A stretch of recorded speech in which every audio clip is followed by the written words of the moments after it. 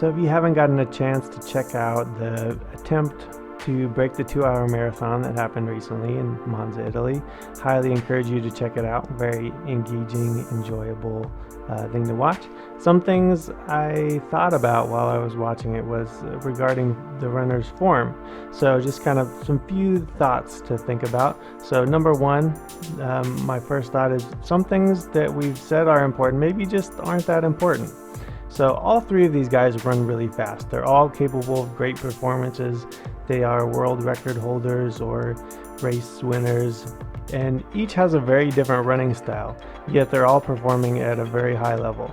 So some things we saw from them that aren't a part of what many would claim is, quote, good running form.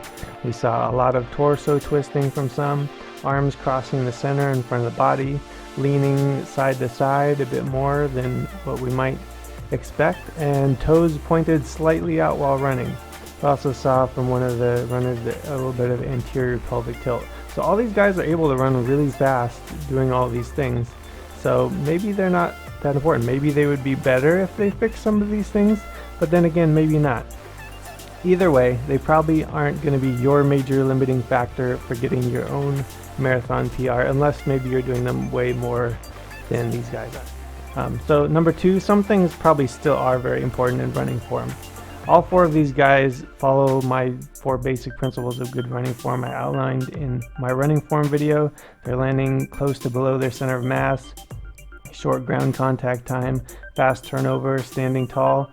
In addition to this, as you would expect, we don't see a lot of other big red flag form flaws we see from novice runners, which probably would make a huge difference for you if you fix some of these big form flaws in your own running.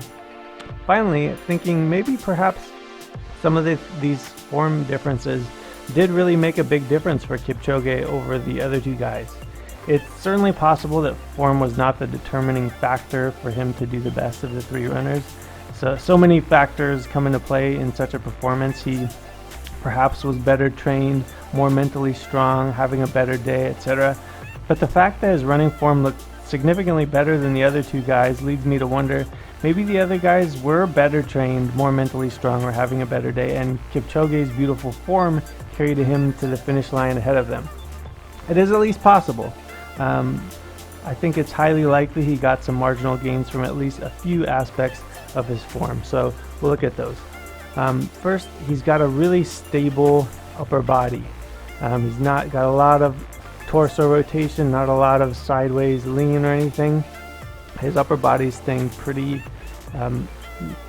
stable. And then he's also got a short, compact arm swing. Not a whole lot of things going on in the upper body. And then he also seemed to have the most prominent forefoot strike of the other runners as well. So just some things I noticed, food for thought. Not sure if any of it matters at all, but something to think about. Love to hear your response in the comments in the video. And if you haven't got a chance to check it out online, you could check out the replay of the live stream of the event. It's very, very fun to watch.